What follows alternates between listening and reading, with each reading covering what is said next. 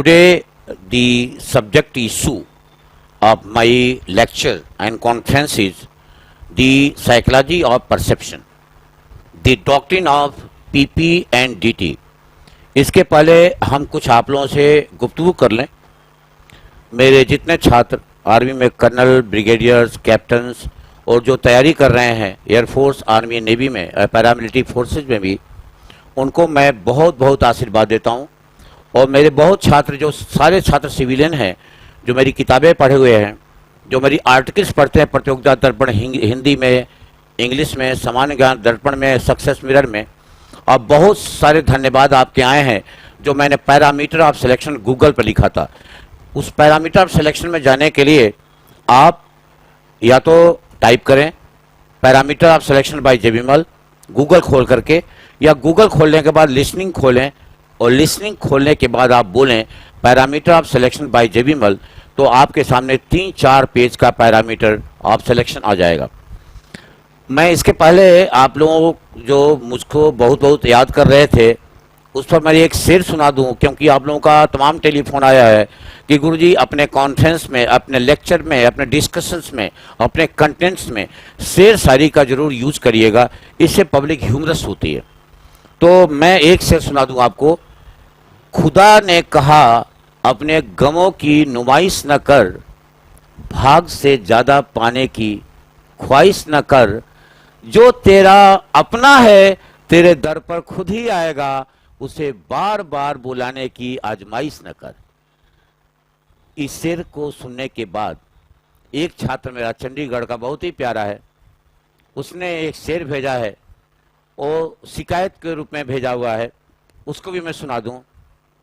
बहुत दूर से आए थे साकी, सुनकर तेरे मैखाने को हम, बस तरसते रह गए तेरे एक पैमाने को हम। साकी अंतिम बार डाल दे इस पैमाने में, फिर कभी ना आऊंगा तेरे मैखाने में। मेरे बच्चों, लल्ला ऐसी कोई बात नहीं है। मैं यूट्यूब पर आपको सारे ज्ञान इतना डिटेल इंटरप्रिटेशन करूंगा कि आपका फेलियर नहीं होगा। चलिए मैं राइट फ्रॉम द फेलियर से बोलना शुरू करता हूं। Failure is not A disqualification. असफलता या फेल होना अयोग्यता नहीं है, rather it is an unsuccessful attempt. एक बात और सुन लें आप। First impression is the last impression is not applicable in the SSB, and in the SSB and will not justify the means, means will justify the end. आज का जो मेरा मुद्दा है साइकोलॉजी ऑफ परसेप्शन पर है। बच्चे लोग, पहले परसेप्शन का एक मतलब समझो। आप देखो, एक सीन देखो आप।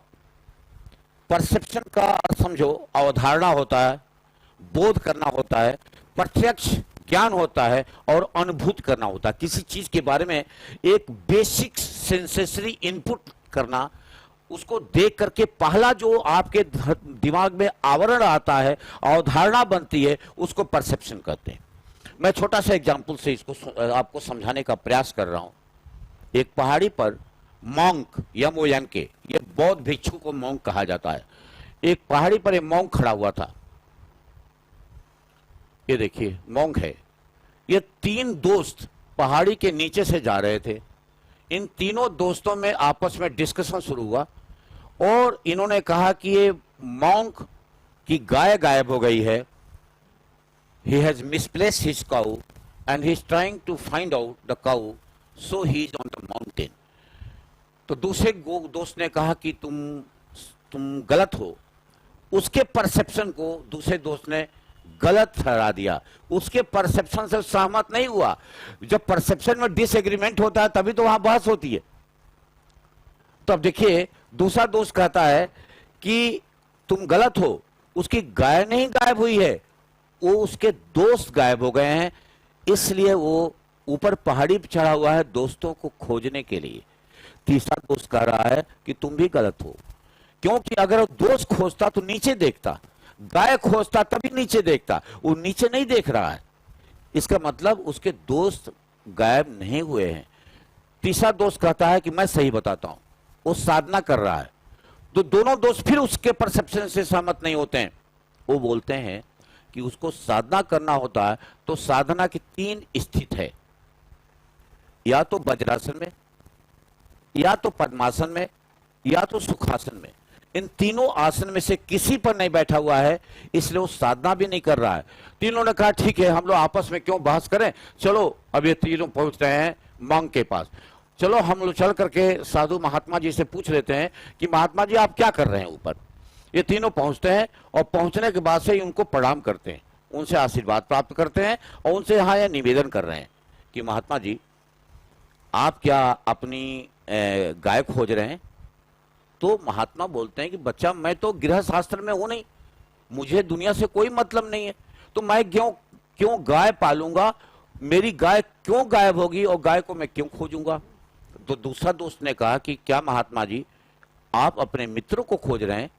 तो महात्मा जी ने कहा कि भैया जिसके शत्रु होते हैं उसी के मित्र होते हैं, जिसके शत्रु होते हैं उसी के मित्र होते हैं, जिसके मित्र होते हैं उसी के शत्रु होते हैं। न मेरा कोई शत्रु है न मेरा कोई मित्र है, तो मैं किसी मित्र को क्यों खोजूंगा। तो तीसरा दोस्त बोलता है क्या महाराज आप कोई साधना कर रहे हैं। कहा देखो बच्चा मैं अगर साधना करता तो मैं पद्मासन में करता, वज्रासन में करता, सुखासन में करता, मैं तीनों आसनों में से किसी में नहीं बैठा हुआ हूं, तो मैं तो साधना भी नहीं कर रहा हूं।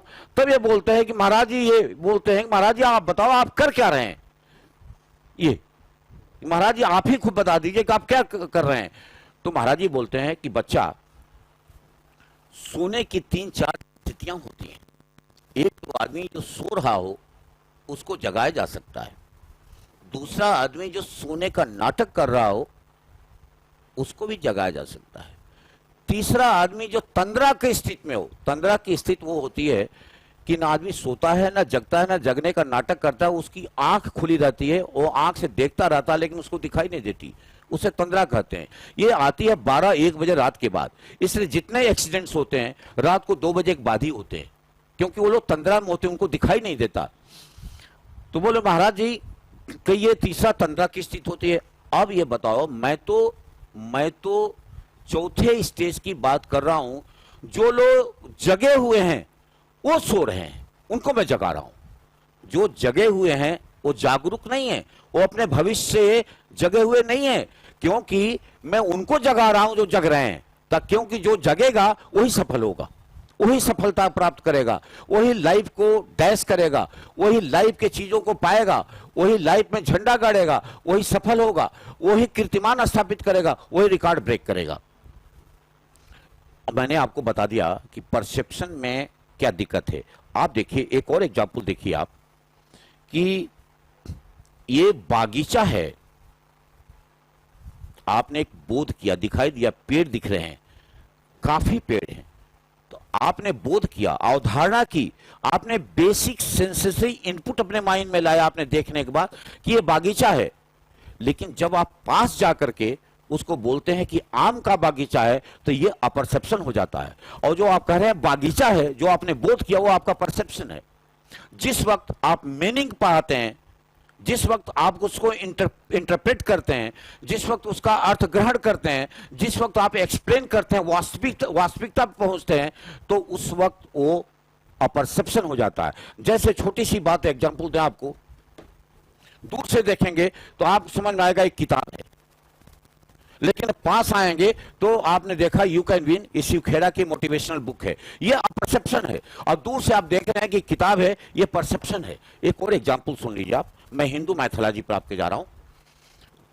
विद्योत्मा की शादी की तलाश पंडितों की थी, पंडित लोग कालिदास को लाए, पूरी महफिल सजी, विद्योत्मा ने कालिदास को 1 अंगुली दिखाई और फिर कालिदास ने 2 अंगुली दिखाई। वो कालिदास का परसेप्शन था, लेकिन pandits were there, they interpreted the issue. They said कि विद्योत्मा कह रही है कि आत्मा एक है, और ये जवाब दे रहे हैं कि भगवान 2 है। वो कह रही है भगवान एक है, ये कह रहे हैं भगवान 2 है, आत्मा और परमात्मा। That was the apperception of pandits. तो ये परसेप्शन और अपरसेप्शन में यहां तक का अंतर आ गया। अब मैं थोड़ा सा आगे बढ़ रहा हूं इसके। व्हाट इज परसेप्शन ये बता दिया, does it qualify to become the perception? अब आगे आप आते हैं आपके हम देखिए, what is the doctrine of perception? To find out the meaning और टू फाइंड आउट व्हाट, ये है क्या चीज?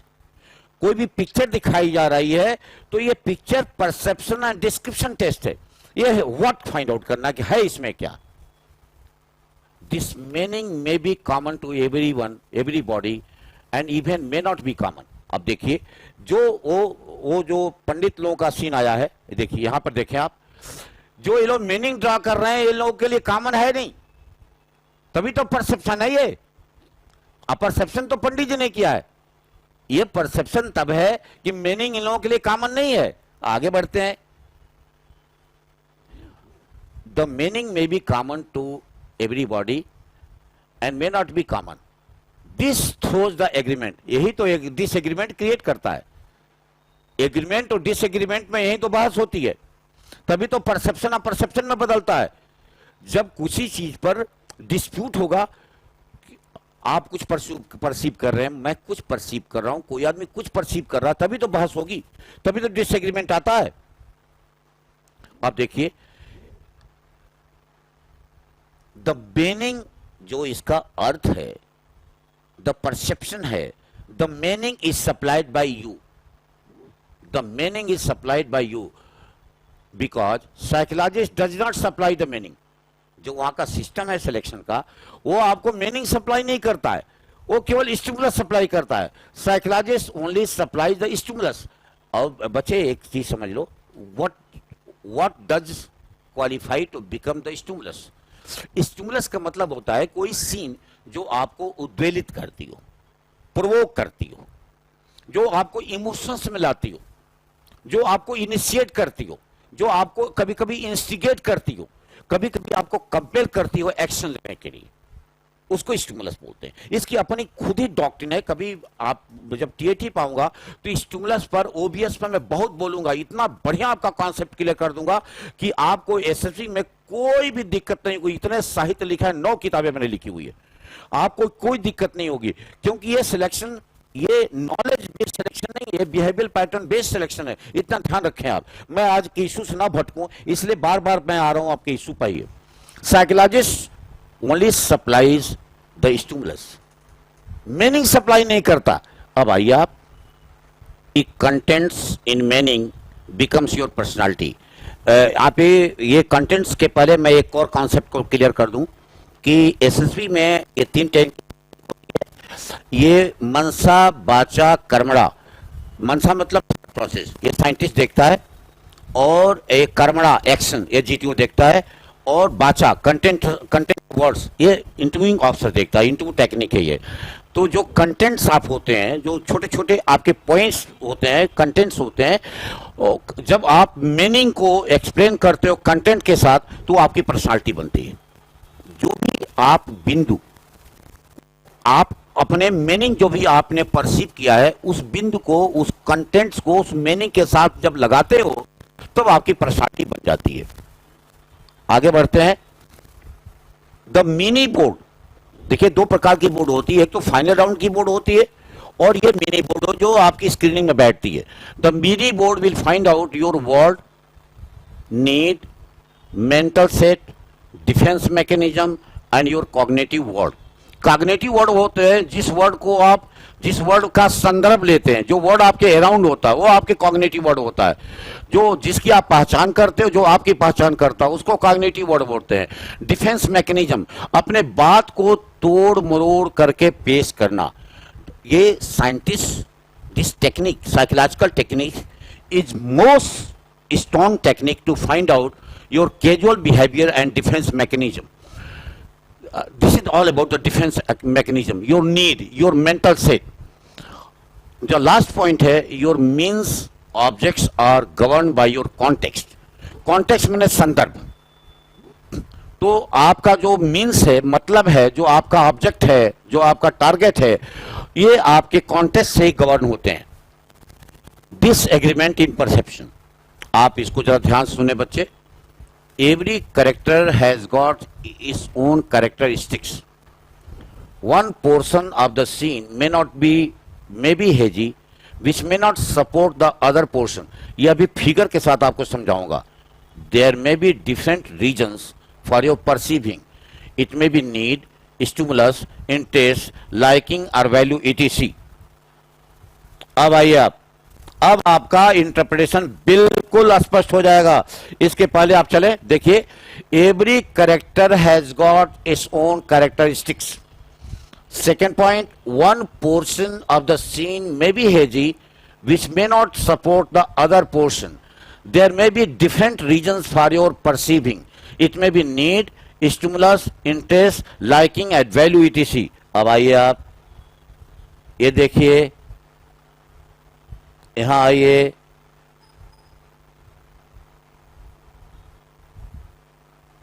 ये देखिए, ये सीन देखिए आ गया, ये सीन आ गया.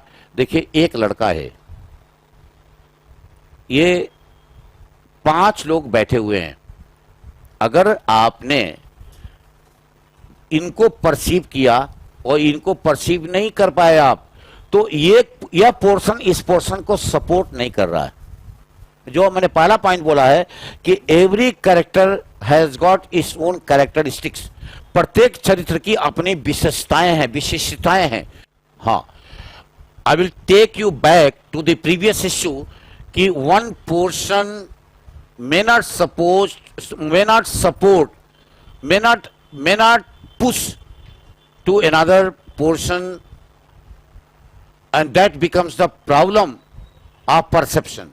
देखिए एक ही ध्यान रखें आप कि ऐसी सिचुएशन में केवल आप नरेशन भी कर देंगे, स्टोरी का एक फ्रेम तैयार करके 6-7 लाइन की स्टोरी को 1 मिनट में नरेशन कर देंगे, तो इसके लिए सिस्टम आपको पनिश नहीं करेगा. इसमें एक दूसरी सीन भी दिखाता हूं मैं आपको. ये देखिए सीन देखें आप, एक लड़का बैठा हुआ है एंड ये कैरेक्टर हेजी है. Even you may perceive this concept and you may not be able to narrate कि ये कैरेक्टर इसको सपोर्ट कर रहा है कि नहीं सपोर्ट कर रहा है. तो ये प्रॉब्लम आ सकती है. तो देखें आप इस पर एक बात और सुन लें आप. Gentleman, if you are tolerant to the ambiguity, then a hazy pictures और डिफिकल्ट सिचुएशन और stress is not a problem, because it is a quality to tolerate the ambiguity and stress. बच्चे, मैं आपको एम्बिगुअस का interpretation कर देता हूं. Ambiguous means which is liking light, which is not clear, which is murky, which is dim, which has got more than 1, 2, 3, 4, 5 many interpretations. तो जितनी hazy pictures हैं, your perception may be different, his perception may be different, his perception may be different. Even the entire boys sitting in a group, all may differ in their perception, but that is not the problem. Perception में dispute हो जाए, इसीलिए तो हम hazy picture दिखाते हैं. When the concept is not clear, then because it is hazy. Sometime the picture is semi hazy, sometime picture is hazy, sometime picture is too hazy, so hazy that nothing is clear. यहां पर आप ध्यान रखें बेटा, हालांकि ये picture perception और description test है, और मैंने अपने पहले लेक्चर में बताया था कि perception is not the imagination, even the observation is also not the imagination. What is the doctrine of imagination is, imagination is the scientific application of your practical principles or the practical application of your scientific principles. This observation and perception may be the part of the imagination, but these two components, the observation and perception may not be imagination. जब भी कोई hazy picture आएगी उसमें हमेशा imagination काम करेगा. Gentleman, बच्चे ये सीन को जरा देखें. आप पीपीडीटी और टीएटी दोनों का सिस्टम में बोलता है you are required to write a story around the persons and situations shown in the picture, answering 3 questions: what led to the situation, what is happening, and what will be the outcome of that happening. आप आइए, the first component को मैं interpret करता हूं. You are required to write a story around the persons and situation shown in the picture. यहां situation तो है लेकिन पर्सन नहीं है. तो अब आइए, आप इस पर बहुत सारे सवाल उठ खड़े होते हैं. अब आइए, the hero may be out of scene but may not be out of event. Story में जो आप स्टोरी के कंटेंट्स को लिखते हो उसको इवेंट बोलते हैं. उस इवेंट में हीरो का रहना जरूरी नहीं है, लेकिन सारे इवेंट हीरो के डायरेक्शन से, उसके कंट्रोल से, उसके सुपरविजन से ही चलेंगे. एग्जाम्पल के लिए आपको मैं सेटिस्फाई करने के लिए, just to suffice your requirement, मैं एक एग्जाम्पल देना चाह रहा हूं कि देखिए, फिल्म में hero is not present in all the scene but events are related to him. Film में देखिए ऐसा होता है कि हीरो सीन में नहीं होता है, इवेंट्स में नहीं होता है, लेकिन सारे इवेंट्स उसी से रिलेटेड होते हैं. अब तीसरे पॉइंट पर आइए, योर नरेशन और story should go through the picture not by passing the picture. जो भी आप स्टोरी लिखते हैं वो that should have relevance to the scene, that should have relevance to the picture. It should not go out of the picture. आइए अब चौथे point पर आते हैं. It should have relevance to the situation और should be logically connected to the situation. दो point है, ध्यान रखें. It should have relevance to the situation और should be logically connected to the situation. जो भी आप स्टोरी लिख रहे हैं उस सिचुएशन से उनका रेलिवेंस होना चाहिए, वो सिचुएशन से उसका महत्व होना चाहिए, सिचुएशन से वो उनका लगाव होना चाहिए, और दूसरे में वो लॉजिकली कनेक्टेड होने चाहिए सिचुएशन से. क्योंकि आपको मैंने इंटरप्रिटेशन किया था सिस्टम के डिमांड को कि you are required to write a story around the persons and situation shown in the picture. तो अगर वो लॉजिकली कनेक्टेड नहीं होगा तो पिक्चर को बाईपास कर देगा. आइए पांचवा पॉइंट पाते हैं. Whether the story gives the answer to the fundamental task और द इशू और द इवेंट. आपको जो भी स्टोरी सिस्टम दिखाता है, चाहे पीपीडीटी में हो या टीएटी में हो, उसमें जो मुद्दा दिखाता है, issue, task, problem, havoc, scene, situation, चाहे वो एम्बिगुअस हो, हेजी हो, सेमी हेजी हो, क्लियर हो, वो एक फंडामेंटल इशू है. तो सिस्टम में बोलता है कि weather the story gives the answer. वो आपकी स्टोरी, जो आप स्टोरी को जो आप राइट कर रहे हैं, लिख रहे हैं, वो जो आपकी लिखावट है, लिखावट में जो कंटेंट्स आ रहे हैं, और कंटेंट्स जो इवेंट का फॉर्मेशन कर रहे हैं, वो फंडामेंटल इशू का उत्तर दे रहा है कि नहीं दे रहा है. और छठवें पाते हैं, date, place and hero's status gives potential to justify the event. ये टीएटी में बहुत ज्यादा वैल्यू करता है, इसके बिना टीएटी वीक हो जाती है. लेकिन पीपीडीटी में अगर आप 6-7 लाइन की स्टोरी में इतना आप लिख दें, डेट, प्लेस लिख दें और हीरो के स्टेटस को लिख दें, तो उसके पौरुष को, स्टोरी के जो पोटेंशियल होती है, उसमें जो दमखम होता है, उसमें जो स्ट्रेंथ होती है, उसको पौरुष बोलते हैं. उसको पौरुष को मजबूत करता है. मैं 7वें पॉइंट पर आता हूं. Story is not the narration of hero but it is hero's potential to cool down the crisis. ये बहुत ही इंपॉर्टेंट पॉइंट है जिसमें टीएटी लिखते वक्त और पीपीडीटी लिखते वक्त बहुत लड़का गलती करता है और इसके वजह से बाउंसिंग भी हो जाती है. जो भी लड़का स्टोरी पीपीडीटी में लिख रहे हैं आप, मैं यहाँ पीपीडीटी में ही केवल कन्फाइंड हूँ, वो स्टोरी हीरो का नरेशन नहीं होना चाहिए, उसमें हीरो का वर्णन नहीं करना है, उसमें हीरो को डिस्क्राइब नहीं करना है. लेकिन करना क्या है कि हीरो का जो पौरुष है, हीरोज के जो पोटेंशियल है, हीरो का जो स्ट्रेंथ है, वो जो उसमें इशू दिखाया हुआ है, उसको कूल डाउन के लिए उसका यूज होना चाहिए. बस ये लास्ट पॉइंट है. अगर आपको कोई किसी प्रकार की क्वेरी करना हो तो आप हमारे दिए हुए टेलीफोन नंबर पर क्वेरी करें. आप इस वीडियो को लाइक करें, शेयर करें, सब्सक्राइब करें और कमेंट करके सजेशन भी देने का कष्ट करें. Thank you. मैं आपके सामने अगले वीडियो के साथ फिर जल्दी हाजिर होता हूं.